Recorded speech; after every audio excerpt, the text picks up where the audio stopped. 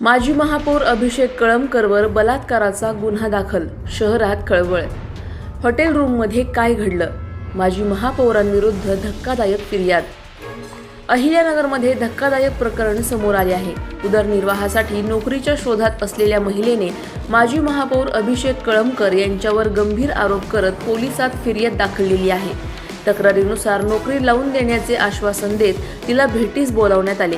एकांतस्थळी नेऊन पेय दिल्यानंतर गुंगी आणून तिच्यावर जबरदस्तीने अत्याचार करण्यात आल्याचा आरोप आहे। त्यानंतर प्रकार कुणाला सांगितल्यास नोकरी मिळणार नाही, तसेच जीवे मारण्याची धमकी देण्यात आल्याचेही फिर्यादीने नमूद केले आहे। तसेच शिरूर येथील हॉटेलमध्ये बोलवून पुन्हा जबरदस्ती केल्याचा आणि त्याचे व्हिडिओ काढून सोशल मीडियावर व्हायरल करण्याची धमकी दिल्याचाही आरोप आहे। संबंधित व्हिडिओ कॉलचे स्क्रीन रेकॉर्डिंग आपल्याजवळ असल्याचा दावा फिर्यादीने केला आहे। या गंभीर आरोपानंतर पोलिसांनी गुन्हा दाखल करून तपास सुरू केला असून संपूर्ण शहरात या प्रकरणाची जोरदार चर्चा सुरू आहे। प्रतिनिधी स्वामी गोसावी, न्यूज 24 घडामोडी, अहिल्यानगर। अशाच बातम्यांचा आढावा घेण्यासाठी आजच आपल्या YouTube चॅनलला सबस्क्राईब करा। बातमी आवडल्यास लाईक करा आणि इतरांपर्यंत शेअर करा।